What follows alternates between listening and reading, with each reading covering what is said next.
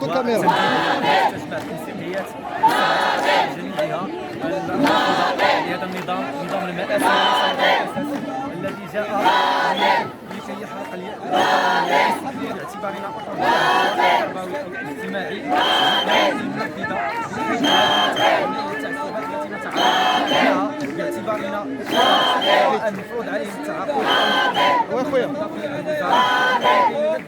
اولا بالذاتيه لانه تربوي له مهام اداريه تعويضات حتى قانونيا يمكن حماية نفسه وحماية مساره المهني. لا يعقل اليوم أن نجد إطار الدعم الاجتماعي الذي تكون من تكوينات لها علاقة بالدعم الاجتماعي ولها علاقة بالدعم النفسي، فإذا به يفرض عليه فرضا القيام بمهام الحراسة العامة. أقول الحراسة العامة بمهام إدارية لا علاقة له بالتكوينات التي تكون عليها. أيضا نجد فئة محضري المؤتمرات، هذه الفئة التي تلقى تكوينا فيما يخص المؤتمرات المدرسية، نجدها اليوم في العديد من الجزئيات بما فيها مديرية مراكش تتعرض للضغط وشتى أنواعه وللترهيب النفسي من أجل القيام بمهام الحراسة العامة وسط الخصاص الكائن الآن الحراسة العامة.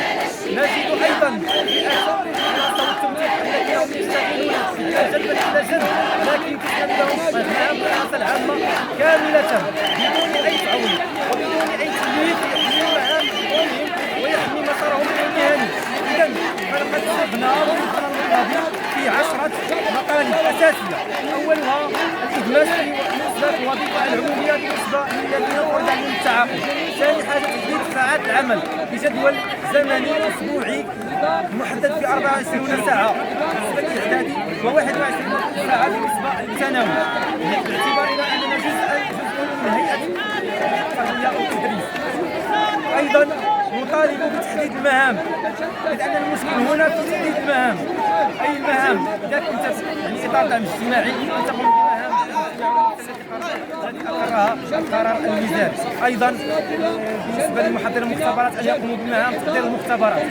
أيضا من بين المطالب الأساسية هي الحركة الموسيقية، إذ لا يعقل اليوم أن نجد بأن هذه الفئة لا تستفيد الحركة الموسيقية مثلها كمثل باقي الهيئات، أي أنها تدفع يعني طلب ويبقى يعني رهين مزاج المدير الإقليمي هل يوافق أم لا.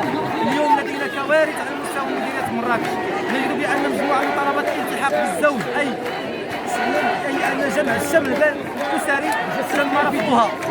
هذه الناس اللي تقدموا طلبات يعني الالتحاق بالزوج وتم رفضها. هذه الحركة الانتقالية هي كانت حق أساسي، الآن أصبحنا نطالب فيه وكأنه امتياز. لذلك نطالب بالحركة الانتقالية مكشوفة المؤسسات تخضع لجميع الشؤون والمعايير التي يخضع لها الحركة الانتقالية لدى جميع الهيئات مثل هيئة التدريس مثلا. كذلك لا يعقل أن هذا الإطار جاء مخلوقا على مستوى يعني ترقي وفتح باب تغيير الإطار. اليوم تم إغلاق تغيير الإطار، أي أن الإطار سواء تربوي أو اجتماعي عندما يلج ولادي سيبقى إطار اجتماعي إلى أن يرث الله الأرض عليها أو أن يتوفاه الأجل. وبالتالي نطالب أيضا بفتح هذا المسار، مسار تغيير الإدارة، تغيير الإطار سواء الإدارة الشرعية أو التجهيز أو غيرها من المسارات المهنية. إذا هناك مجموعة من المطالب التي نطالب بها وكذلك نجدد بهذه الأوضاع الكارثية.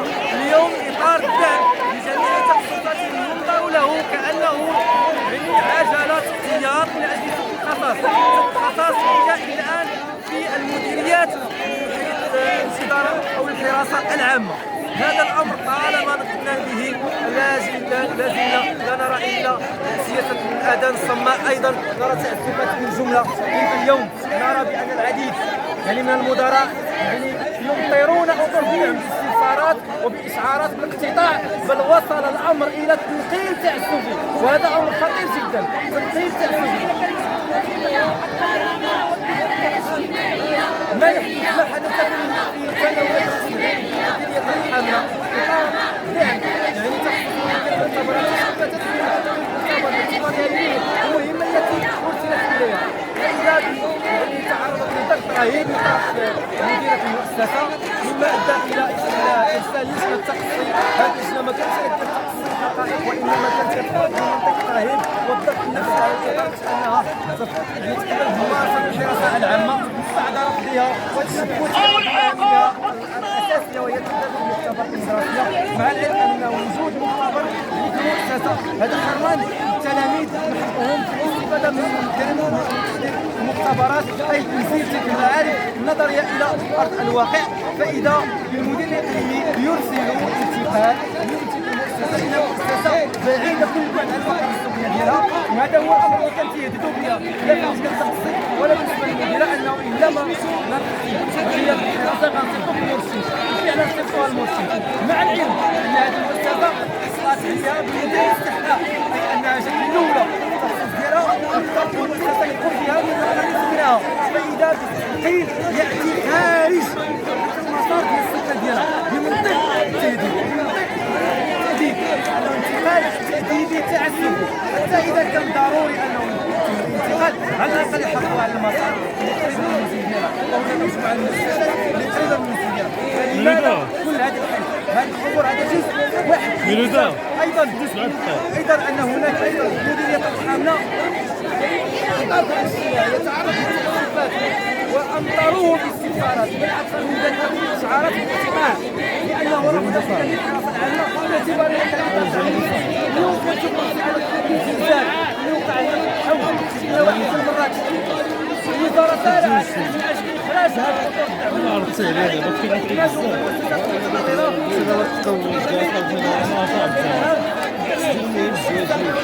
هذا وداك الورقه وداك الرجل صاحبي كيسير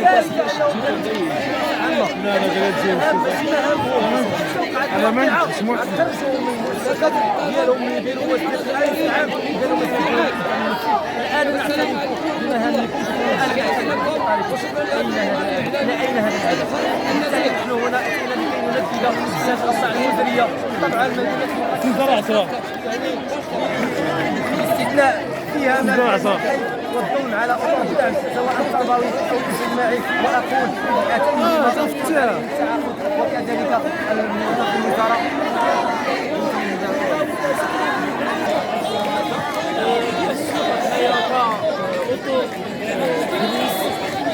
قطاع التعليم وكذلك كمناظرين نقابيين يعني في اطار الجامعه الوطنيه للتعليم وكمجموعه من التسويات الوحده معهم الجامعه الوطنيه للتعليم خرجنا يعني باعلان ديالنا الرفض المطلق يعني لهذا النظام ديال الجديد، واعتبرناه انه نظام طبقي ونظام رئاسي كيقيس الطبقيه وقطاع التعليم مخصصه وكيضرب النظام الوظيفي العموميه.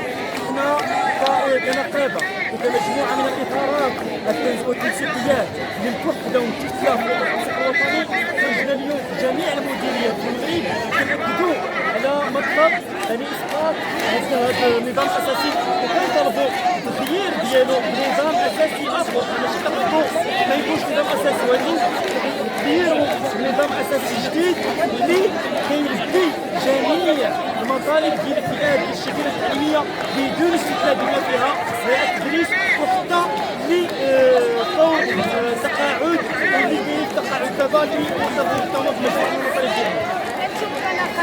باش كتحسنوا الوضعيه ديال التعليم او الابناء ديال الوزاره التربيه والتعليم بالنسبه لهذه الارضيه اللي وقعت في اوائل شهر شتاء؟ احنا كجامعه الوطنيه للتعليم من بعد هذه الكارثه الطبيعيه كنا سباقين لاعلان حمله التضامن، اولا هنايا كفرع على كلينيك مراكش، ثم كان عندنا يعني تعميم داخلي للمكتب الوطني وضروره يعني التضامن مع ضحايا الزلزال، وفعلا وقفنا على هذه المساله هذه ومشينا لمناطق الزلزال درنا التشخيص وقفنا عند مجموعه من المؤسسات التعليميه ولقينا ان الوضع يعني كارثي، وان ما تسوق له وزاره التربيه الوطنيه عبر مجموعه من الصفحات ديالها والمنابر ديالها الاعلاميه ماشي هو الواقع اللي كاين، وان التلاميذ في الحوز وفي امزميز ومجموعه من المناطق يعني مازال كيعانيوا من الويلات ومازال ما كاينش الشروط ديال الفضاء، مازال توفرش فضاءات تربويه مناسبه للتعليم ديال اولاد الشعب، وزاد هذا النظام الاساسي زاد الزم الوضع اكثر يعني في مناطق ديال الحوز. يعني هما ديجا ما قراوش واحد الشهر هذا يعني، وكاين ظروف سيئه يعني، حتى ان الوزاره هي اللي كتدعي انهم كيقراو ولكن القرايه ماشي بظروف اللي هي صحيه اللي هي تربويه، بالتالي الشركات التعليميه كتعاني تماك، وديما كنتلقاو اتصالات منهم كيطالبونا اننا ندخلوا، وديما حنايا يعني في تنسيق مع المسؤولين كنقولوا لهم هذا الوضع هذا، ولكن يعني الوزاره يعني ما دارتش اللازم وما وقفاتش عند هذه الكارثه هذه كما ينبغي.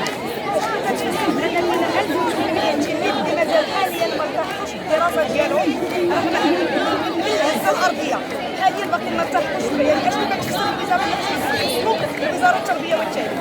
واحد الاهمال ديال التلاميذ مازال ما ارتاحوش، وحنا على وشك استعداد ديال امتحانات وطنيه وامتحانات جهويه في داخل الأكاديمية. احنا كنقابه كنتصلوا دائما يعني بالمسؤولين، ما كيعطوناش ارقام، هذا الرقم هذا لاول مره كنسمعوا، ما عندناش رقم دقيق، كيدعيوا انهم يعني كل شيء راه كيقرا يعني حلوا المشكل. وفي مراكش وقفنا عند مجموعه من الداخليات يعني مأساة كارثه، التلاميذ ما كاينش لهم الدعم كما ينبغي، الدعم النفسي والاجتماعي، واخا ان يعني المديريات الاقليميه دارت مجموعه من المحاولات ولكن محاولات هي ضعيفه، وحنا نستنكر الا كانت هذه القضيه هذه ديال مجموعه من التلاميذ مازال ما كاينش الاقسام ديالهم. مجموعه من التلاميذ واقولها واتحمل مسؤوليتي القانونيه، 1800 تلميذ حاليا في المنطقه او جماعه اغافاي مازال ما استأنفوش الدراسه ديالهم بحكم ان المدرسه يعني تحت تهدمات كليا، وباقيين حاليا ما استأنفوش العمل ديالهم، عفوا القراءه ديالهم. استاذه فعلا كاين واحد التاخر يعني في الجامعه ديال اغافاي، وبالضبط يعني في الثانويه ديال ابن خلدون التاهيليه اللي فيها سلك الاعداد وسلك الثانوي التاهيلي اللي فيها يعني ما يقارب 1800 تلميذ. حاليا يعني داروا مجموعه من الخيام، التزمات جمعيه الاباء والتزمات الجماعه، ومن بعد انه ماشي كلشي وفى بالوعود ديالو. الوزاره ما دارت حتى حاجه في هذه المؤسسه هذه. كاينين شركاء ديال جمعيه الاباء كنشكرهم انهم وفروا مجموعه من الخيام. حنا كجمعيه وطنيه للتعليم وقفنا على هذه المساله هذه ومشينا وحضرنا في هذه المؤسسه هذه وطلبنا يعني بالعوده السريعه وخدمه التعليم عن بعد، لانه ماشي ناجع، والاباء والامهات والتلاميذ جربوه وجربوه يعني في الفتره ديال كورونا ماشي ناجع. اليوم يعني رجعت في المؤسسه ديال ابن خلدون يعني التعليم بالتدريج الى حد الان. كاين واحد نسبه ديال التلاميذ ديال المستويات ما رجعوش، ولكن راه المشكل ديال اغافاي حنا اللي كنطالبوا به هو اعاده بناء وتشييد ثانويات ومدرسه واعداديه. شكرا لك اخي. المسؤوليه ديال الوزاره الا بغات تلقى الحل من غدا حنا غنبداو، من غدا ان شاء الله غادي نمشيو. الا لقات لنا الحل بعدا مرفوض، النظام الاساسي مرفوض البتة، ما يقولوش لنا الفلوس. انا خصني تحيد هذاك الشيء اللي نمشيو حنايا للزياده في الاجور، اللي يزيدوا حنا بعدا تحيد هذاك. والعقوبات واش كاين شي موظف على مستوى الدوله النظام الاساسي ديالو كاين عقوبات؟ ما فهمتش حنايا. انتم كهيئه تدريس يعني كيفاش كتصوروا ان غادي تكون نهايه السنه من بعد كاينين بعض التلاميذ اللي مازال ما استعدفوش الدراسه ديالهم؟ تحل المشكل، تحيد هذا النظام الاساسي، تجلس مع التنسيقيات. واحد الملاحظه مهمه انا بغيت نقولها، حنا النقابات لا تمثلنا، الا ما يهضروا مع التنسيقيه، لان النقابات ما بقاتش عندنا فيها ثقه نهائيا. كيركبوا على الموجه. دابا راه هما كلهم ولاو احكار 96% راه زعما.